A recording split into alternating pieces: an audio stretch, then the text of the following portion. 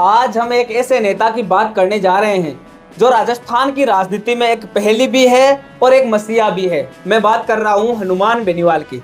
नागौर हो, डीडवाना हो या कुचामन, इन जगहों के नागरिकों को जो समस्याएं हैं, पीड़ितों को जो पीड़ा है, उन सारी समस्याओं का हल क्यों सिर्फ हनुमान बेनीवाल को ही माना जाता है।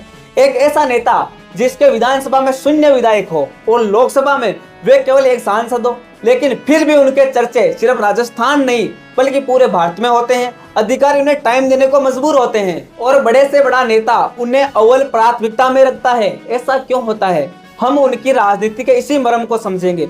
आखिर क्या हनुमान बेनीवाल की राजनीति करने का तरीका जानने के लिए अंत तक बने रहिए। बेनीवाल की लोकप्रियता का पहला और सबसे बड़ा कारण उनका जमीन से सीधा और गहरा जुड़ाव। अभी हाल ही में नागौर में हुई दिशा बैठक को ही ले लीजिए।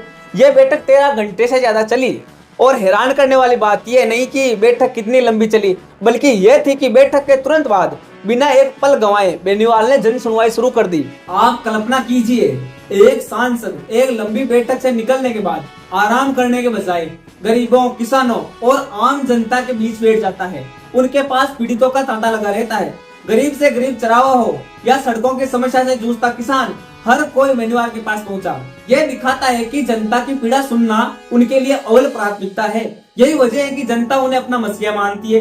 लेकिन बेनीवाल सिर्फ जन सुनवाई करके फोटो खिंचवाने वाले नेता नहीं है। उनकी राजनीति का दूसरा मर्म है कार्रवाई और समाधान।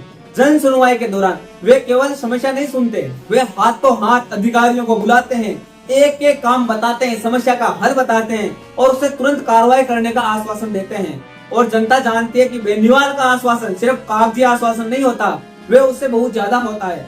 लोग उनके पास भ्रष्टाचार की फाइल लेकर पहुंचते हैं। नागौर में 1 करोड़ से ज्यादा की सफाई के पैसे कैसे साफ कर दिए गए, कैसे सरपंचों के साथ मिलकर गबन किया गया, पीडब्ल्यूडी नागौर में रिश्वतखोरी चल रही है, ऐसी तमाम शिकायतें जनता बेनीवाल तक पहुंचाती है। क्यों?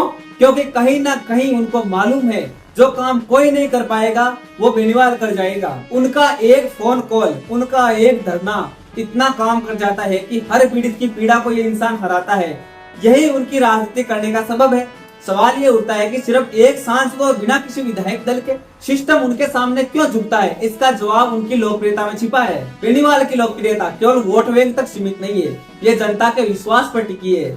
जब एक नेता की जन सुनवाई में पीड़ितों का तांता लग जाता है, जब वे 13 घंटे की बैठक करने के बाद भी मैदान नहीं छोड़ता है, तो सिस्टम को समझ आ जाता है कि यह व्यक्ति केवल चुनाव लड़ने के लिए नहीं, ये जनता की ताकत है। इस ताकत के कारण बड़े से बड़ा अधिकारी हो या सत्ताधारी दल का कोई नेता, सब जानते हैं कि बेनीवाल की अनदेखी करना मतलब सीधे जनता की अनदेखी करना है। और यही वह कारण है कि वे सबसे अव्वल प्राथमिकता में आ जाते हैं। उनकी राजनीति का आधार यही है कि जनता ही उनकी सबसे बड़ी शक्ति है।